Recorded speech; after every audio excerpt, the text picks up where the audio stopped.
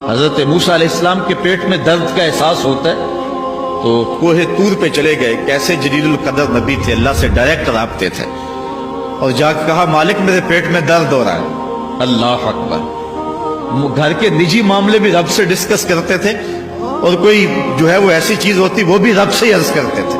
کہا میرے مالک میرے پیٹ میں درد کا احساس ہو رہا ہے, دوائی کی پوری لینی ہے تو وہ بھی جا کے کوہ طور سے رب سے ہی لیتے تھے. تو اللہ تعالیٰ فرمایا فلان جنگل میں چلے جاؤ, وہاں اس شکل کے پتوں کی ایک بوٹی ہے, اس کو توڑو نچوڑو, اس کا پانی پیو, تمہیں شفا مل جائے گی. حضرت موسیٰ علیہ السلام گئے اور جا کے بوٹی کو توڑا نچوڑا, پانی پیا, شفا ہو. کچھ عرصہ بیتا, دوبارہ اسی طرح کا درد جاگا. اب نسخہ تو ذہن میں تھا, کوہ طور پہ نہ گئے, اس جنگل میں چلے گئے اور جا کے بوٹی کو توڑا, اس کے پتے نچوڑے, پانی نکالا, پیا, لیکن درد اور زیادہ بڑھ جاتا.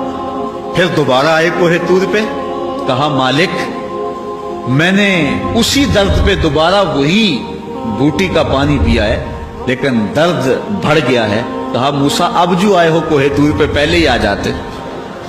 تو عرض کی مالک بوٹی بھی وہی اور درد بھی وہی. فرمایا سب کچھ وہی ہے, لیکن پہلے میرا حکم تھا, اب میرا حکم ساتھ شامل نہیں تھا. شفا بوٹے میں نہیں رکھی, شفا تو میرے حکم میں رکھی ہوئی ہے.